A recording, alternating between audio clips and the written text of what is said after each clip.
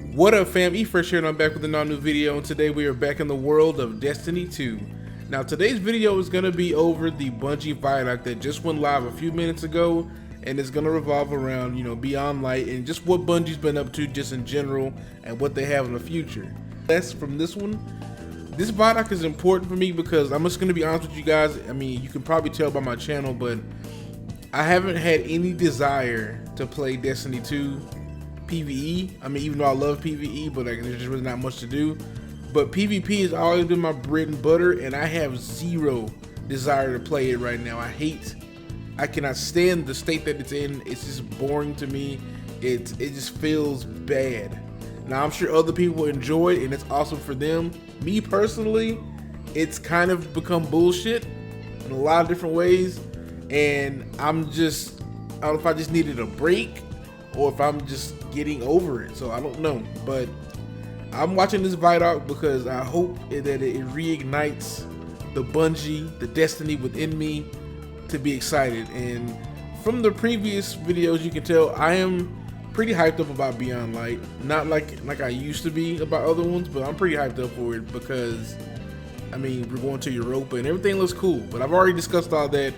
Today's video is about the Vidoc, so let's get this started. We're gonna hit play and hope this is a good one. Play.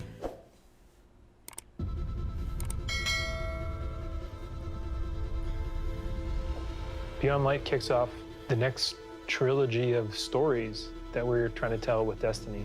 Okay. Players are going to go on a journey to discover the true nature of light and dark. It's the beginning of players learning more about the darkness. I'm trying to get that Luke Smith beard though. And in fact, going so far as to wield it. It's about leaving comfort and safety behind, walking a different road than one that you may have believed you were destined for. What makes something bad? That looks What dope. makes darkness dark? Who's right? Who's Who wrong? wasn't? Uldren! How are those learnings going to change the characters that you have gotten to know over the last 6 years? Yeah, whatever workout plan Luke Smith is on, I need it, fam. I need it. The Forged and Storm Vidoc. Let's go.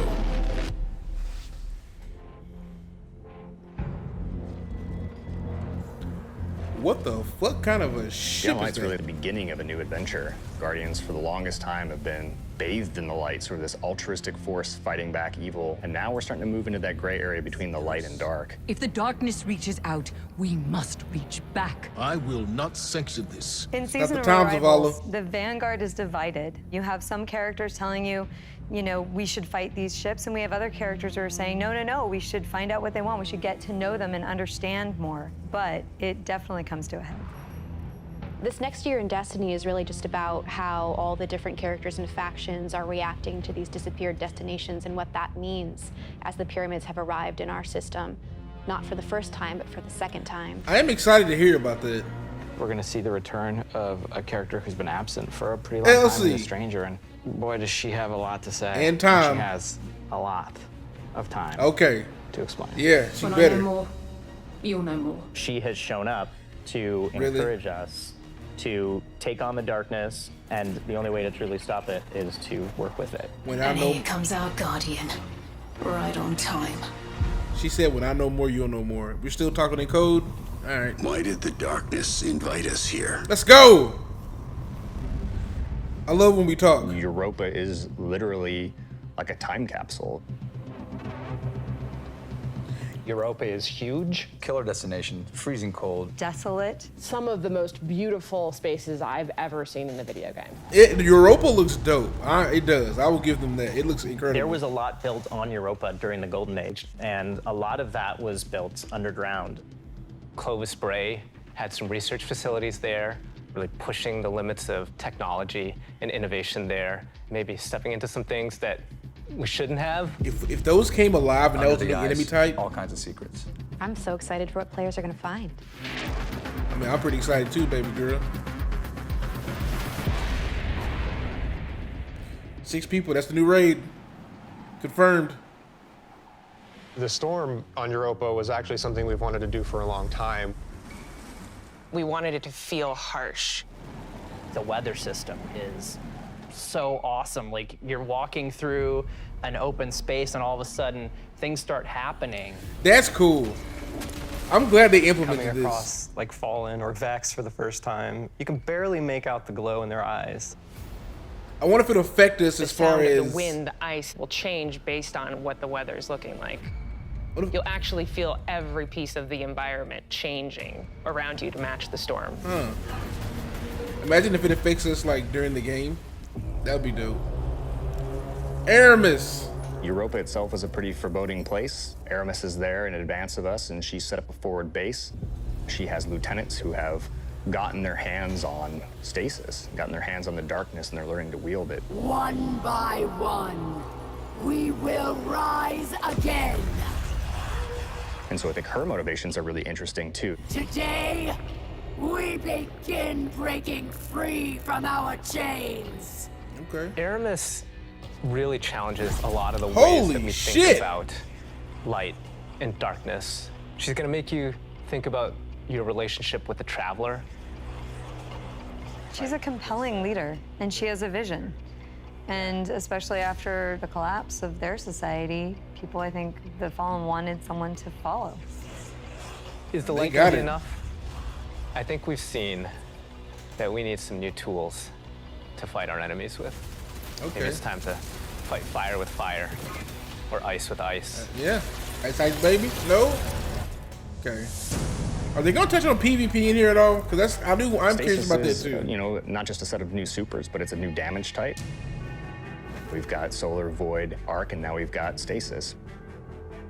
The idea for Stasis all really came back from the gameplay idea of freezing. Dave, that's my guy That was right there. Kind of the theme that everyone's kind of rallied behind. You know, Dima's an amazing concept artist, had some images that really kind of put us on the right path. What really was landing with that was the more crystalline notion. I still don't know who I'm So choosing. when we say cosmic ice, that's kind of where the cosmic comes in. Cosmic. Once he freezes solid, I'm able to hit him again and to shatter him in pieces. The pieces break apart and explode into sharp shards that can damage you. So all of that kind of came together when we landed on that theme. That's what's up. Stasis is gonna not only change the way that you can attack or approach combat, there's also some really great ways that you can upgrade it. Then you start getting into like the more interesting parts, things that we're calling aspects and fragments, which are additional ways to modify your subclass. That's cool. Aspects are a little bit That's more gonna be so good. And then the fragments are the things that are class agnostic, but depending on what your class is and depending on what your aspects are and how you want to play, you're probably going to be starting to select different ones in there. This is gonna create for a This is lot just of the builds. beginning for Stasis. We're going to continue to expand on it. We're just excited for players to get their hands on this. See, yeah, he had those Ben and Jerry dunks though. I see you, my boy. When we're creating a new palette like Stasis, we do what we call a source jam. Everyone on the team blocks out about a week where we can say, okay, you're gonna go out into the world, microphone recorder, record anything that reminds you of cosmic ice.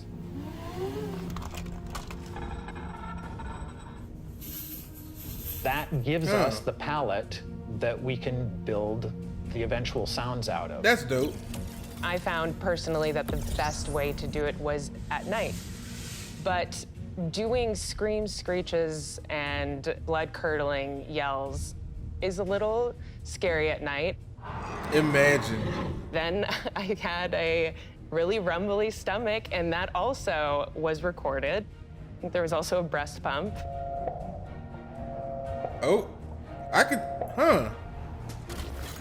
You have to make use of what you got. During quarantine, I'm sure they got a lot of weird shit they Beyond go light, through. we have new exotic weapons for you.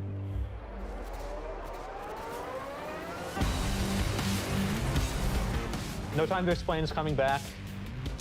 Instead of just being the gun that refills your magazine when you land precision hits, you actually get a little time portal, and it starts spitting out rounds alongside you. Imagine using that with You can actually have that on top of the Arc Soul, so you can be your own little mini fire squad if you build for it. Exactly, like, that's dope. Another one we have is the Laments.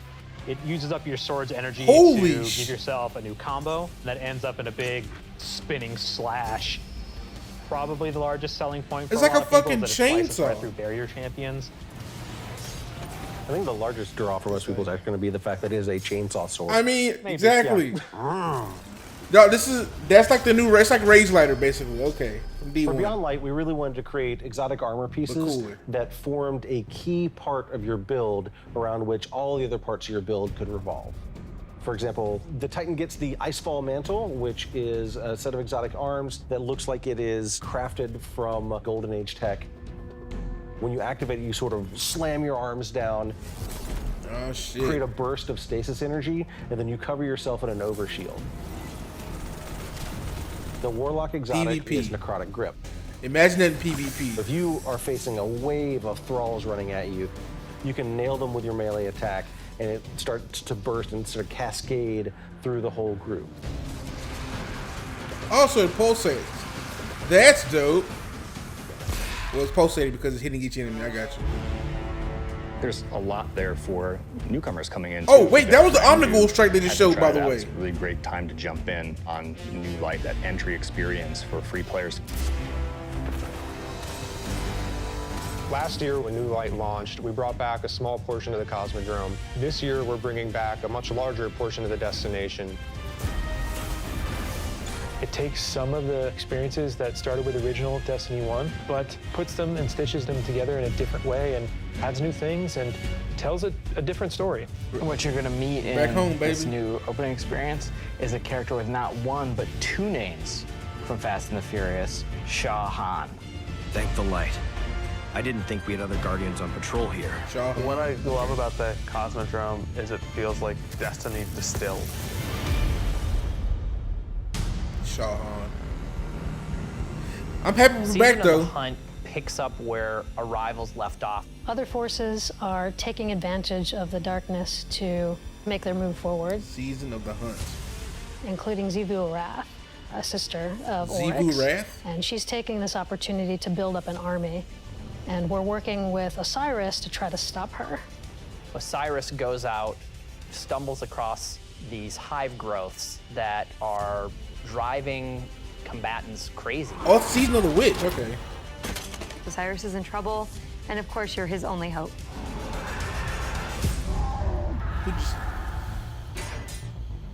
Is that Uldren? Oh my god.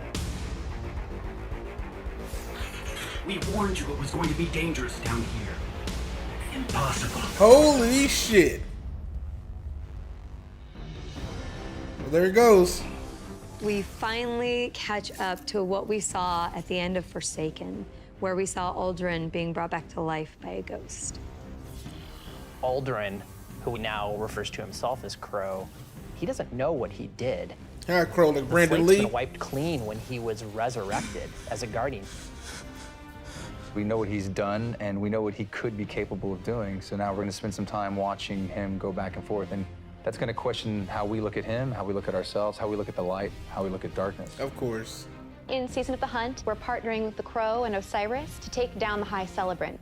Oh, it's called Season of the creating Hunt. these cryptoliths around the system, and those cryptoliths are attracting Elixian Cabal and corrupting them. So Xivu Arath is essentially corrupting herself and army, and it's our job to put a stop to it.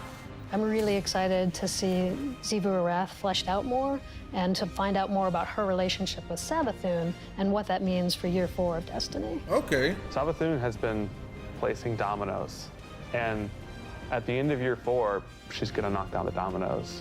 We're gonna see what she's been really up to. And so this year, she's putting the last pieces in place.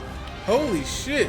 So this is all gonna be within Beyond Light? Or am I tripping? Destiny is just a really incredible world, and there are so many stories for us to tell. We have a lot to look forward to. Beyond Light, then the Witch Queen, and then Lightfall, and all the seasonal content between. We feel like we've got a really great way to bring people together. Facts. Working through COVID and working through some of the other turmoil in the world right now has been really challenging. I have to admit, I've been pleasantly surprised with how well we've been able to get things done. Good job, Bungie. Good We're job. committed to your characters and your community of players. We want to meet you where you are. But still, I think the thing that excites me the most about Destiny's future is how much it's rooted in where we come from. No PvP though. Seeing villains revealed and finding out secrets that we've been hinting at for years. Fucking Uldren. When I look at the team that we're building and continuing to grow and hire, the new leaders that are coming up in Destiny, Baby girl in the that middle right. gets me super excited. Destiny's best days are ahead of us. I still can't decide. Warlock or Titan, I don't know. Punch things or Gandalf, I don't know.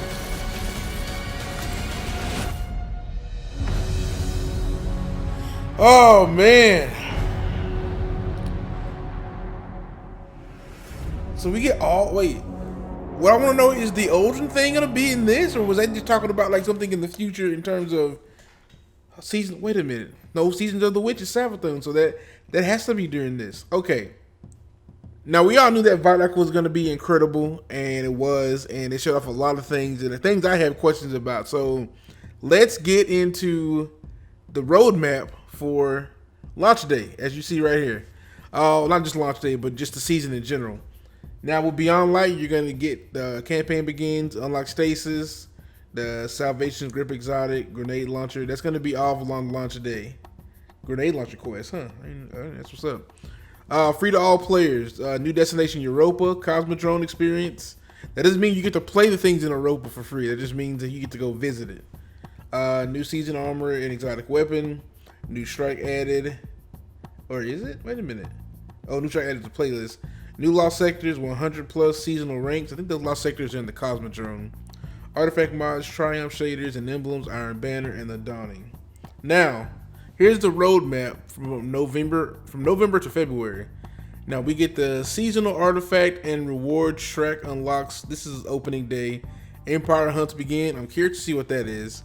And the Glassway strike opens. That's the new Europa strike that we get. It's only going to be one. That kind of sucks, but you know, it'll be all good. Anyway, the 10th through January the 12th, uncover Europa secrets. On November 13th, we get adept weapons to be added to trials. I will not be experiencing that because your boy just can't seem to go flawless. So that's the thing. November 17th, season missions begin and Wrathborn hunts begin. Now, okay, so this answers my question about the Uldren thing. That's gonna also be during Beyond Light, and that's gonna start November the 17th. We'll learn more about Uldren and Osiris and the what was the other thing called? I mean, not other thing, but Oris's sister. I believe that's what they said. I forgot her name. I said it during the Vidoc, but yeah, you can go back and see that. But we'll see all those on November the 17th. I'm really excited to see what's going on with that. November 21st, the raid opens. It's called the Deep Stone Crypt. That's going to be dope, I'm sure. December 8th, first Iron Banner. December 15th through January the 5th is the Dawning, and then we have more to come after that. Now, this looks like a lot of stuff, and I'm really excited. Here's my thing. They didn't show anything about PvP at all. Like, they didn't even... I guess to be fair, maybe the weapons thing was... No, because I don't remember talking about that in there either. Yeah, they didn't really touch on PvP as much in the Vidocs. It's just mostly been PvE stuff. And I'm going to be honest with you guys. Like, as you've seen in my channel, I just haven't made much PvP content because it's just the way... I hate it. I hate the way it feels. But... expect to be more videos from PvE because I'm going to be playing a lot more PvE this go around because I'm way more excited about the PvE aspect of this game than PvP right now. So expect that in the future. Overall, the Vidoc was incredible as expected. I'm excited about Stasis. I'm excited about Aramis. I'm excited about all of that stuff. I'm really excited about this here. The season mission begins.